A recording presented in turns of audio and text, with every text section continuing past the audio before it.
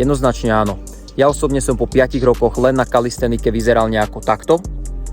Cvičenie s vlastnou váhou má obrovské množstvo benefitov. Asi to najväčšie je, že môžeš cvičiť v podstate kdekoľvek.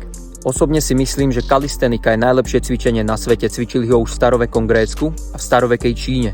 Prví moderní predstavitelia kalisteniky, napríklad Hannibal for King, cvičovali na ulici, na detských ihriskách. Dnes už máme vo veľa mestách workoutové ihriská. Nevidím dôvod, prečo kalisteniku neskúsiť. A aj keby nemáš cvičiť iba kalisteniku, myslím si, že kalistenika je perfektným doplnkom. Prečo? Pretože cviky v kalistenike sú komplexné.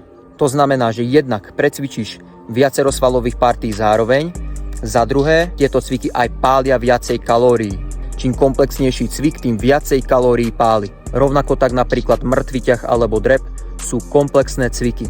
Zapája sa u nich viacero svalových partí, preto sa u nich aj páli viacej kalórií. Čo to znamená?